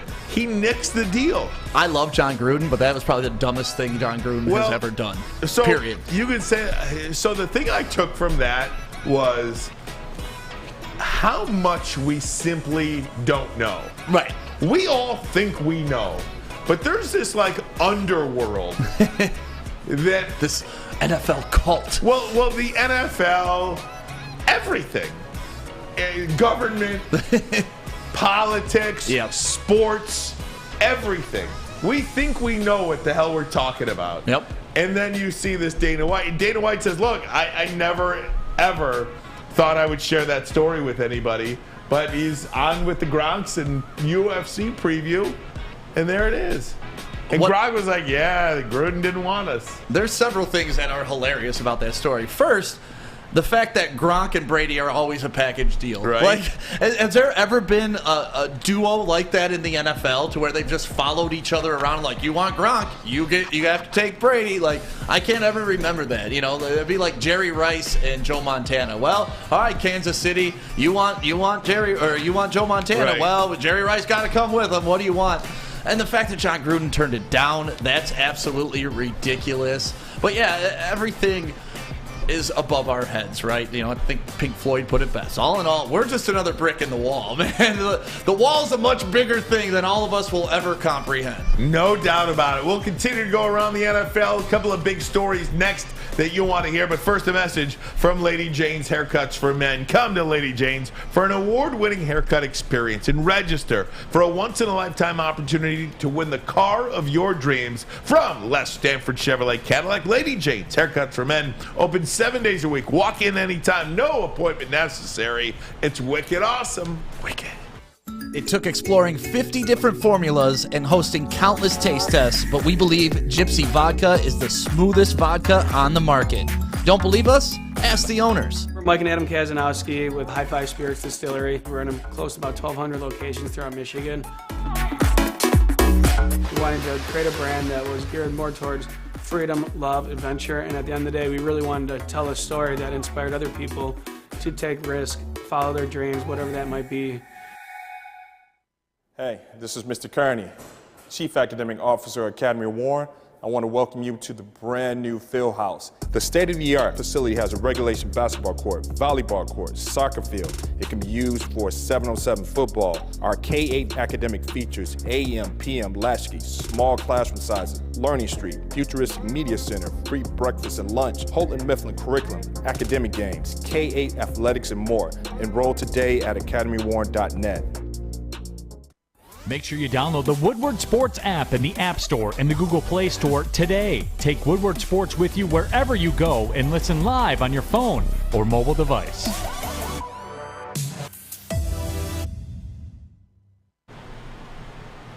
Hey, OddsTrader for your best bet. They also have an app that you can download, but you can go to oddstrader.com right now, and they will give you the best line from all the sports book around the entire world. So you're thinking maybe I could save half a point here? OddsTrader will give you that option. So make sure you go to oddstrader.com right now for your best bet. Guys, I want to continue to go around the NFL because there is no shortage of storylines when it comes to this league. If you are watching on YouTube, go ahead and hit that like button for us. Let's see if we can get to over 125 likes by the end of this segment. Subscribe to Woodward Sports. Tell a friend about us as well. We certainly appreciate you spending some time with us today. Ryan Armani stick in for Braylon. Maz out today. Fletch and Flannel first and third base. As always, guys, the Ravens reportedly offer Lamar Jackson Kyler Murray type money, but the Deshaun Watson contract is going to be a little bit different. That is going to be some complications there because Lamar Jackson is working for himself. I think that's, you could say whatever you want about that. I never think it's good to go in alone. I think it's always good to have somebody negotiate for you. Right. But it's so easy to say, sit out the season. It's not going to happen. Don't do that. It's not going to happen. For what's he making this year? $22 million this year. First of all, you're not going to leave that on the table. And if he doesn't make it from Baltimore, he's going to make it somewhere else. I don't know. I think Lamar Jackson is going to win the MVP this year, and I think Baltimore is in line for a hell of a year. I think they can make a run at a Super Bowl here. Well, Lamar's contract is not that great. Lamar Jackson signed a 4-year, $9.4 million contract with the Ravens and included $5 million signing bonus and $7.5 guarantee. This is fifth year, though, right? Yeah. In 2022, Jackson will earn a base salary of $23 million. Yeah. So there you go, carrying a cap hit of $23 million. So I saw that it said that Deshaun Watson's complicating things. Yeah. How is Deshaun, because he's getting $46 million next year? The different guarantees and making $1 million this year, and there's so many different intricacies to the Deshaun Watson contract. And again, that was for a bunch of different circumstances. And again, you got somebody negotiating that stuff for you. So we'll see where this winds up. I am not a sit out the year kind of guy. No. Especially at the quarterback position. If I'm a running back, sure, I'll take a year off and get my body healthy. And again, I just quarterback, don't think no. You're not leaving $23 million on the table. Yeah, you're not leaving. But that are on the you table if you're alone. Sacrificing $200 million, right? Potentially. I don't know. I don't know what Lamar Jackson is thinking, but I do know that the Ravens need him. So I'm watching, and I'm not watching. It's over. I watched this Derek Jeter documentary, and I just learned so much. I learned so much about what great athletes think, how they think. Yep. And they don't think like that. You know what I mean? That's just Derek Jeter talks at one point about, well, should he have moved down in the lineup? The final year he played, he was going through some struggles. He's like, you just don't think like that. As a great player, you never think about coming out of the game because you always think you have the ability to do it. Lamar Jackson does not think about getting hurt. He's not thinking like that. You can't. We just can't talked about think that. Kayvon Thibodeau taking a little play off, we worrying. Can talk about that, but they can't think like that. Ever. So that's definitely something that. But Jason Huntley did kind of show out last year when he came in as a backup. So again, there's that backup situation again, right? Would you take Lamar Jackson here over Goff? Oh God, yeah. All right. And I forgot who said it. Maybe it was McAfee. If you put Lamar Jackson on this Lions team, they win the Super Bowl. Oof. They're Super Bowl. It changes so many things. We'd have to champion. revamp the entire offense. Revamp the entire offense because I love Lamar Jackson, but throwing the ball is not exactly his highlight. He's good at it. I'm not saying he can't throw the ball because we saw it last year when the Ravens were playing the Lions. Marquise Brown dropped, 2 surefire touchdowns that were long touchdowns. Helped us out. Wound up Justin Tucker kicking that field goal to kill us in the end. Yeah, it'd be interesting because I think the Ravens, they did the right thing when they got Lamar Jackson. They totally restructured their roster. They restructured their offense to curtail it strictly around him because he's such a unique specimen. Sticking with the NFL, Aaron Rodgers, and I always say that Green Bay is a 7-win football team.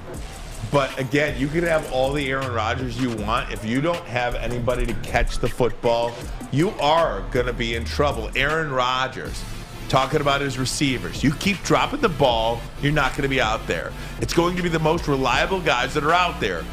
The preparation and the job responsibility is most important. So he is talking about those wide receivers, Stick. Talk about Romeo Doubs. Drop after drop after drop after drop. The young guys, especially young receivers, we've got to be way more consistent. A lot of drops, a lot of bad route decisions, running the wrong route. We've got to be better in that area. And again, Aaron Rodgers is not a guy that has turned the football over at all in his career. I think this is going to be a situation with these these wide receivers. They don't read what Aaron Rodgers expects them to read, especially these young guys. A bad route here, a bad route there. You're going to see Aaron Rodgers have close to 8 picks this year, I think, because of these bad wide receivers. Tipped balls, bad routes lead to interceptions. So I'm invested in Romeo Doubs, right? I have my Dynasty Fantasy League. I got him in the 3rd round, late 3rd round. So I've been on top of this, following every article written about him, and he's shown out in training camp. But Dan Orlovsky actually broke down his touchdown from the first preseason game, and he was talking, it wasn't thrown by Aaron Rodgers. Aaron Rodgers didn't play, but he was talking about on that route, the minute Doubs got past his defender, Aaron Rodgers wants him to stay on the hash. What Doubs did is he faded to the corner. And those are the little intricacies you're talking about because Rodgers is going to throw you open. That's what good quarterbacks do. They throw you open anticipating where you're going to be. And he's also referring to Doubs because he had 2 drops in the first game and he just had 2 drops in this last preseason game. So Aaron Rodgers is feeling the heat. But what do you expect out of him, man? He's got Christian Watson, who hasn't been able to practice. Their 2nd-round draft pick or their 1st-round draft pick that hasn't been able to be in there. They got Doubs. They brought back Sammy Watkins. They don't have a ton in that wide receiver room. So I think Aaron Rodgers is just trying to get the most out of these guys in a short amount of time. And then this one is so grand. Baker Mayfield, and we all knew he would. I think we all knew he would. Baker Mayfield has won the starting job for the Carolina Panthers, who just randomly open up the season against the Cleveland Browns. I mean, how great is this? Does the NFL ever get it wrong when it comes to this kind of stuff? So you've got Baker Mayfield going up against the Browns week 1. You've got Russell Wilson going up against the Seahawks week 1. Is that a hell of a way to kick off the regular season or what? We hammer the NFL for a lot of different reasons. That was good on them. Yeah, the NFL's king, and especially the way they ended last year, man. Like, every game leading up to the Super Bowl was a fantastic. Like, that was probably one of the best playoff runs that we've seen in a long, long, long time in the NFL. So their schedulers know what the hell they're doing. I love it. And Baker Mayfield, I think Baker Mayfield is a good player. I don't know why he gets discarded. And we can because he was overhyped coming out. Well, that's why I think if you are Baker Mayfield and everybody he's the Heisman and he's going to turn around the Cleveland Browns, he's going to be that guy. Dude, listen to me. Odell Beckham's dad's talking trash about him. Then Odell Beckham goes and shows that he's a viable wide receiver, can win a Super Bowl. So you're looking back at maybe Baker is the problem. There's a lot of drama with that dude. There is a lot of drama, and I think it tells a lot about a guy when he goes through something and his Browns teammates did not say a word about him. I think that says a lot about the guy who he is. But one thing you will never be able to take away from Baker Mayfield, he did come to the worst franchise, one of the worst franchises in all of sports, and win a playoff game. Yeah. And I think, and you could put that on Ben Roethlisberger and his interceptions all you want.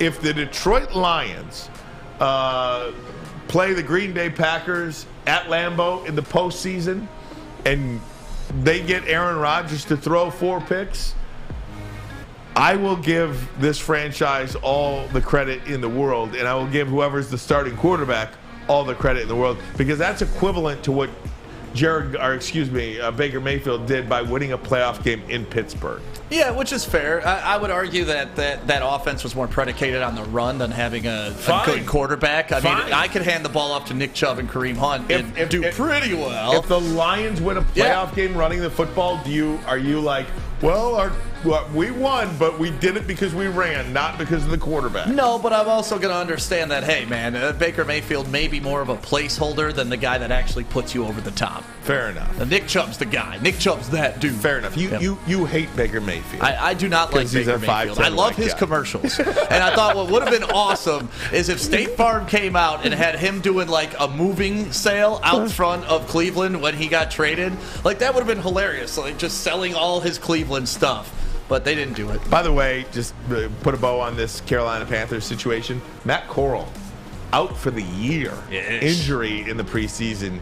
Yikes. Yeah, they named Baker their starter, too, week 1 now. Yep. So he beat out Sam Darnold for that week 1 starting spot. Unbelievable. Well, I mean, God, that's terrible. That was Mass's guy, wasn't it? Oh, God. Yeah. You just don't want to see that. You don't want to see that. All right, guys, we're going to talk some Michigan football next. Also, is there a team out west coming to the Big Ten? And I'm not talking about UCLA. We'll get to all that next. But first, a message from Chili Peppers Tanning. You want to be a VIP, a very important pepper? They were laughing about that joke out here at the Woodward Dream Cruise. The Chili Peppers girls were out here. We were giving out some free tans over the weekend. Hopefully you got one. If not, just go to Chili Peppers Tanning. It's cloudy today. You're not getting that sun. You're not getting that vitamin D. You need the hottest bulbs. You need the hottest deals. And you need the darkest tans. And make sure you sign up for that Pepper Club. Make sure you go to Chili Peppers Tanning today. Hi, my diamonds. It's Crystal with an X. You want to get hot and perfect like me? Here's my super easy routine. Drink at least a gallon of water before you wake up. Attach a weight to everything in your house. Sell your car and just sprint everywhere. Scream when you exhale. Don't follow Crystal with an X. Do your own thing at Planet Fitness with tons of equipment and free fitness training in our clean and spacious clubs. Join now for just $10 a month and cancel anytime. Hi, I'm John from Better Rate Mortgage, and to me, family is more than blood. That's why I have the biggest family in Metro Detroit. If you're looking to buy a house or refinance and need a loan, come get treated better than family by me and our entire team here at Better Rate Mortgage. We pride ourselves on giving you better advice, better service, and a better loan experience. That's why we are Better Rate. If you're looking for a new mortgage, come get treated like family. Actually, better with Better Rate Mortgage. Visit us at mybetterrate.com or call at 248-480-4467 today. The only sports network in Detroit that starts with a W. You know, because we win. Woodward Sports, Detroit's winning sports network. Woodward Sports Network. Ryan Armani, Stick. Thanks to everybody who's hitting that like button for us. 130 likes, my goodness. Let's All right, go. let's see if we can go to 150. All right. Let's see if we get these benchmarks. Okay. Benchmarks. We'll see if we get to 200, but I think we can do it. I think we could too. We are going to talk some Michigan football now. Obviously, the most intriguing storyline with this program: who will start at quarterback, Cade McNamara or J.J. McCarthy? Here's Jim Harbaugh talking about how things are going at camp so far. Hello. Austin. They both just continue to elevate their game really on a daily basis. In every little way. So yeah, then it's pretty tight. Pretty tight to me. No decision on starters yet? No. They're both playing at high starter caliber. Yeah, I mean we're all out there. We're all seeing the same thing, and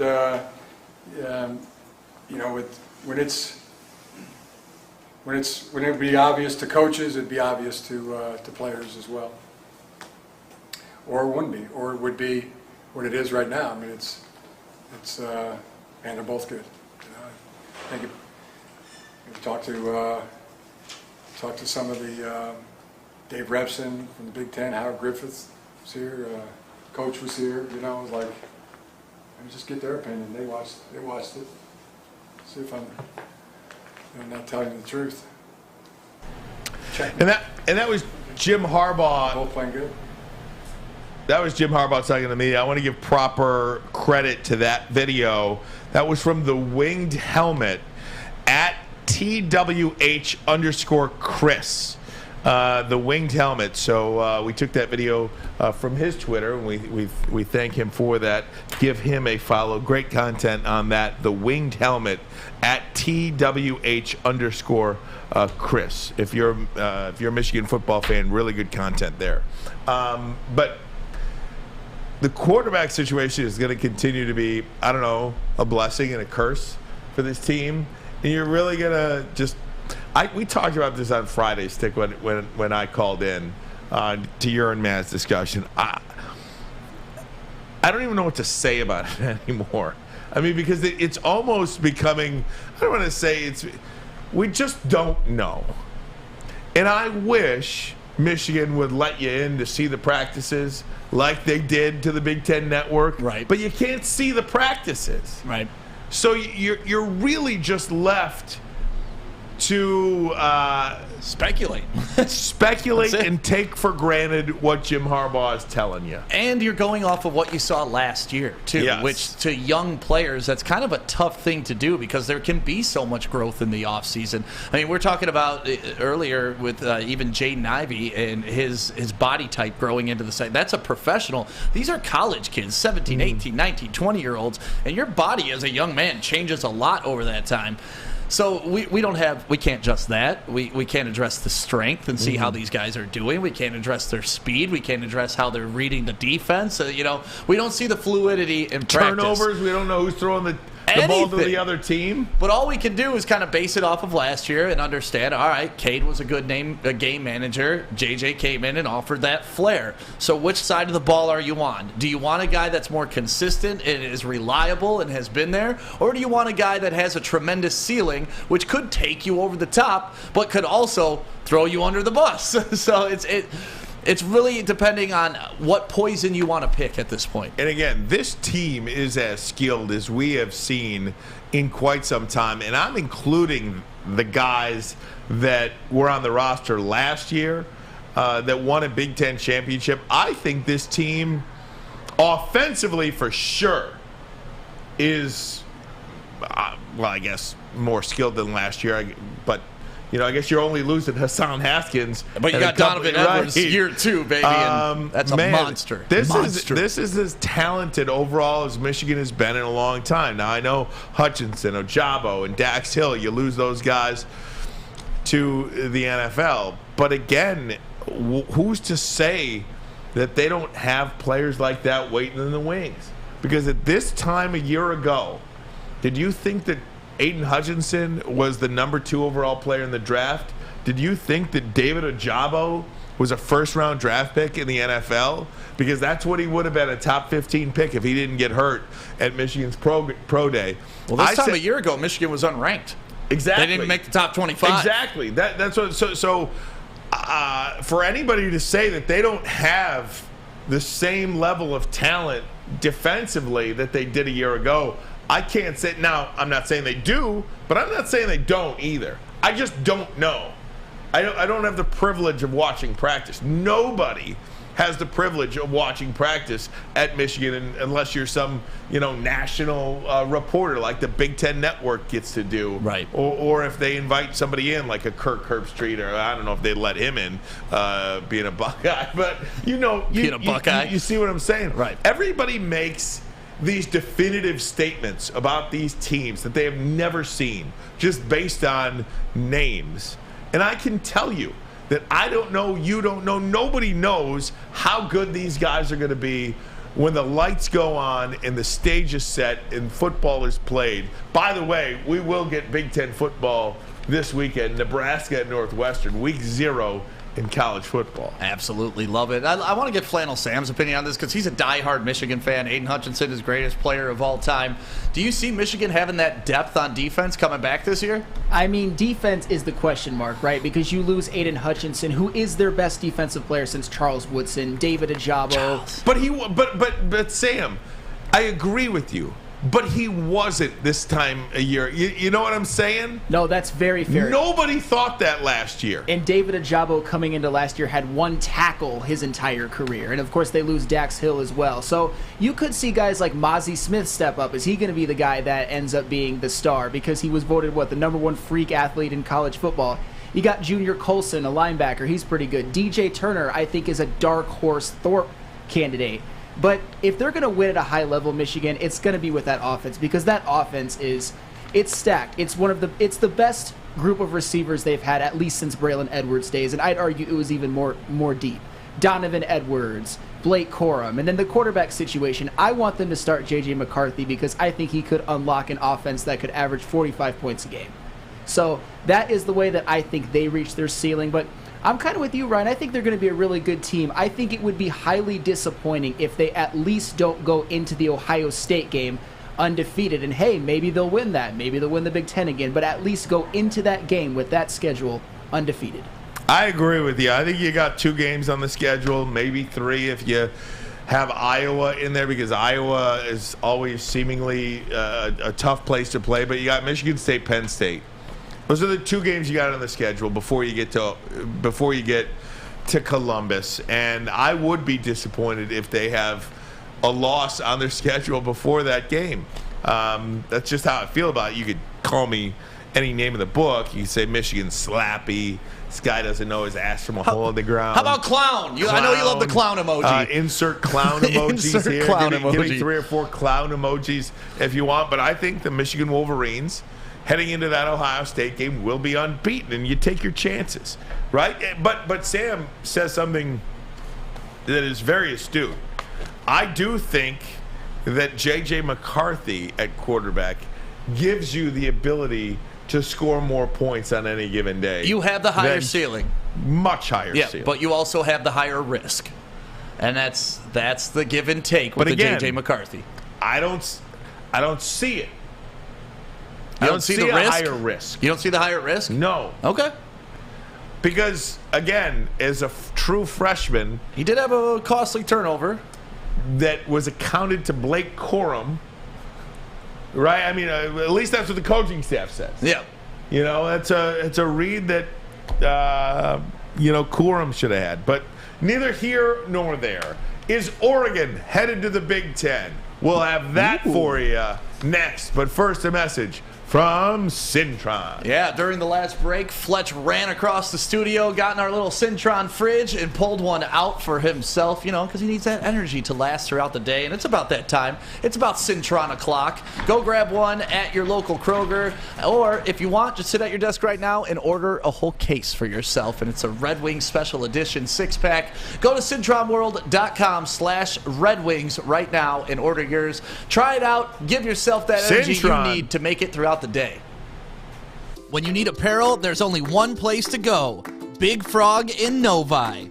With no setup fees, no artwork fees, no minimum, and a 24-hour turnaround, you can have your whole team outfitted in no time. Embroidery, direct-to-garment, vinyl, and screen printing, Big Frog has it all in all the styles you want. So whether it's a sports team, fundraiser, school event, or corporate needs, Big Frog is your one-stop destination. Visit bigfrog.com/Novi or call 844-4-BIG-FROG. We don't like to brag that we are the toughest sports network in Detroit, but we do have a guy named Darren McCarty on our side. Lemieux and McCarty, who've had a good knockdown drag up. There they go, right on the whistle. They were talking to one another. Woodward Sports.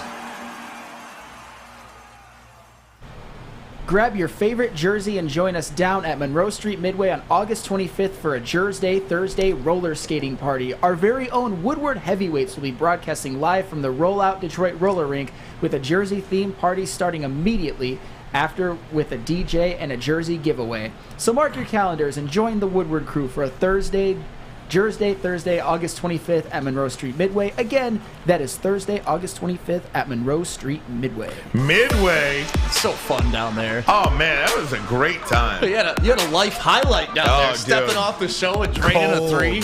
Cold. And a good look, too. If you are watching on YouTube, go ahead and hit that like button for us. Let's see if we can get to over 175 likes. Do it. Let's see.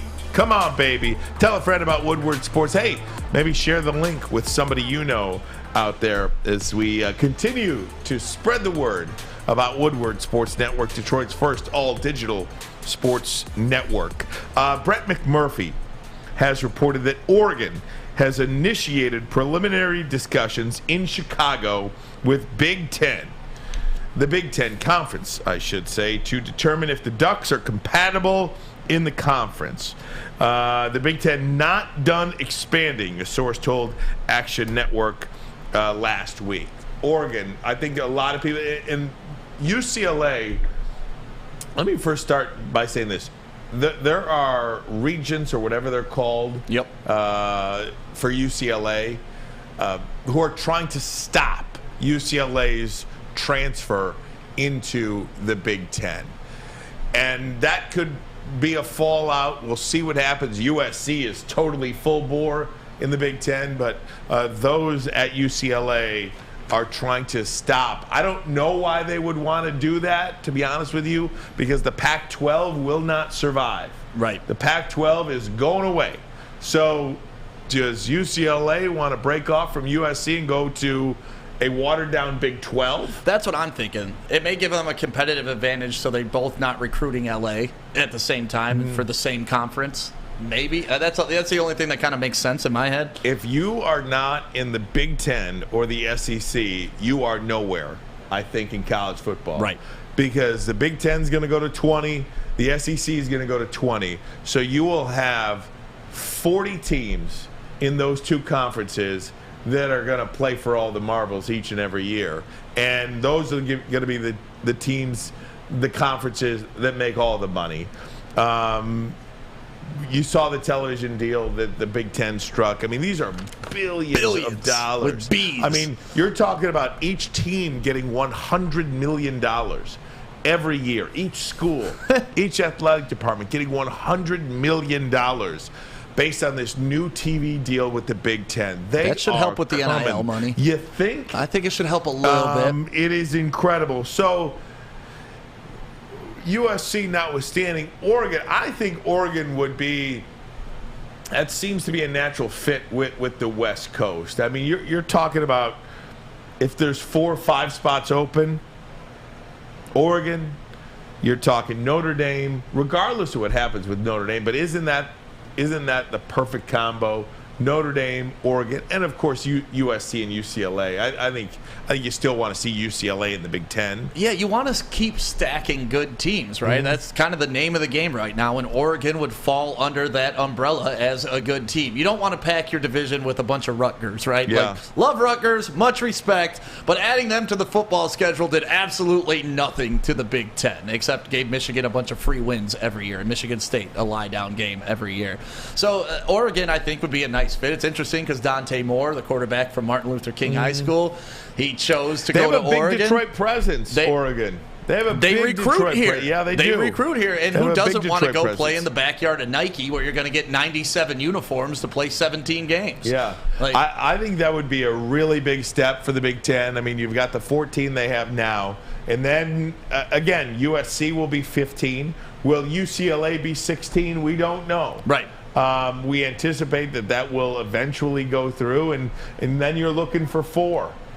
And you go Notre Dame, Oregon, and then maybe Cal, Stanford. Just take California because you have the educational aspect with both Cal, Berkeley, and Stanford. Well, and we don't know what's happening with the ACC. The ACC's got to start making moves soon, too. Otherwise, you're looking at, maybe you add a North Carolina. But maybe again, you add a Duke, Those ACC teams are going to be clamoring to go to the SEC. I mean, Clemson. Are you, though? Because you're going to Yes, get your ass beat. But it's not about getting your ass beat. It's about making the most money you possibly can. Fair enough. Like Western, or not, Western's not a good example, but let's use Eastern. Well, Eastern's not a good. I don't want to offend anybody. Let's use Appalachian State. Okay. Appalachian, well, that's not a good example either. But how about UConn? We'll use UConn. UConn does not care that they're going to come to the Big House on September 10th or September 17th, I think it is, and get their teeth kicked in by the Michigan Wolverines. They care about that payday that UConn's program is going to get to come here and watch Michigan's offense put up 63 points. Yeah. It's all about the money at that point, because you are trying to fund every aspect of your athletic department from these television deals. So if you're Clemson, yeah, you're going to compete. If you're Florida State, yeah, you want to be in the SEC. And See, try to I could see compete. Those teams going SEC. The Florida States, the Clemsons, the guys that have actually North competed. Carolina. In basketball, yes. Football, hell no. If we're talking football, I think like the North Carolinas of the world, they would be better served coming to the Big Ten, because the SEC is still going to be king. Yeah. I don't know when and if the Big Ten will ever be at that stature of where the SEC is pretty much the feeder league to the NFL, right? Those are the best guys. Look at, we drafted Josh Paschal in the second round because he did well at Kentucky. Right? So those teams in the SEC are just built different. Can the Big Ten ever get there? Sure, but I just don't see a bunch of teams from the ACC that aren't those powerhouses yet wanting to continue to get their face kicked in by Alabama. And again, Notre Dame obviously would be the crown jewel, but where would Notre Dame? Notre Dame, to me, eventually has to join a conference, in their new television deal notwithstanding. They do. And perhaps the fact that the Big Ten has a deal with NBC helps the Big Ten kind of with Notre Dame. Notre Dame is Notre Dame, but at some point Notre Dame stops being Notre Dame if they don't win. Right. And I think Ohio State is going to win that game by 3 touchdowns, by the way, in Week 1 against Notre Dame. That makes no difference to this conversation. I just wanted to say that out loud. But I don't know. At some point, we're going to go 20 SEC, 20 Big Ten, and then everybody else. And you don't want to be one of the everybody else. Correct. And that's the thing. You're going to have to pick and choose your team at this point. Like it's north versus south, essentially. Michigan State football. I saw Mel Tucker trending on Twitter. Tuck coming. Yeah, I mean, look, there's a lot of excitement about that football team, too. As you look around the national pundits, so many people have Michigan State ranked in their top 15, just national publications. And so many people giving Mel Tucker and Michigan State a lot of respect, for lack of a better way to say it. They don't believe that this is a situation where they were only good last year because of one player in Kenneth Walker III. They are returning one hell of a quarterback, one hell of a wide receiver. You start there and you go. Yeah, Mel Tucker, the one thing you can say that he's excellent at is branding and recruiting and using that transfer portal. Obviously, pulling a Kenneth Walker out of that transfer portal last year may have changed the entire future of Michigan State football. That was a big, big moment for Michigan State football. I'm in the camp of thinking that Michigan State may regress a little bit this year. What they pulled off last year was pretty phenomenal. They won, I think, like 4, 5, 6 games by 1 score. That may go. The ball may bounce a little bit different this year. I do like what they have there. I'm not a hater of Michigan State by any stretch of the imagination. But even against the Michigan game, several things had to go right for Michigan State to win it. Now, did they win it? Did Kenneth Walker run for 5 touchdowns? You're damn right he did, and they deserve all the respect for winning that game. But a lot of things had to happen in that second half for them to even pull off that win. Michigan State's going to be a very good team.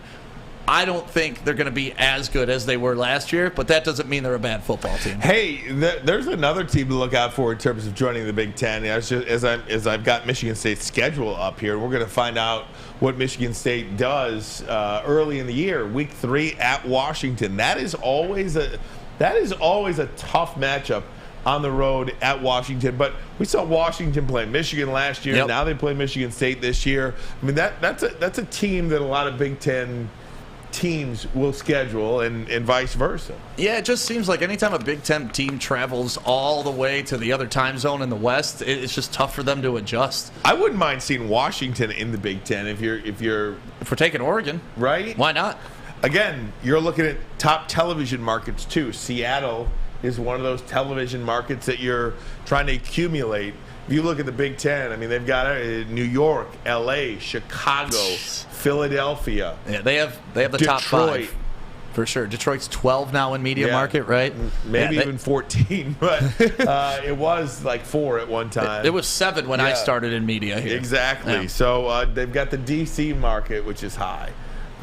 So there's a lot of teams that you can choose from when it comes to expansion for the Big Ten. Guys, we're going to take a break. Come right back. When we do, it is Maz's videos of the day. Is it that time already? Yeah. My goodness. Flew by, baby. But first, a message from Guardian Alarm. They're your local security experts, have been for over 90 freaking years. You see that black and yellow sign out in front of your house that tells the bad guys one thing. Stay out. That's right. Black and Whether yellow, you're black and home yellow. or on the road, they're 24/7 local monitoring. Make sure what is important to you, stay safe. Call that number right now, 1-800-STAY-OUT.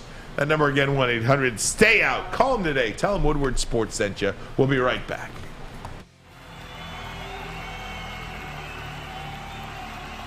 He's going deep, right side. Oh, that is Edwards out there. He goes up in the air at the goal line. Hey, it's Brandon Edwards here, wanting to welcome the sports marketing agency to Woodward Sports Network, to the family. Glad to have you guys. For the last decade, the sports marketing agency has literally leveraged athletes around issues such as mental health and substance abuse. Glad that we can finally start trying to get the stigma off of mental health that's been there for all these years. New to the game or a season better? OddsTrader.com has everything you need to make the right bet ahead of kickoff. Begin your handicapping journey with OddsTrader.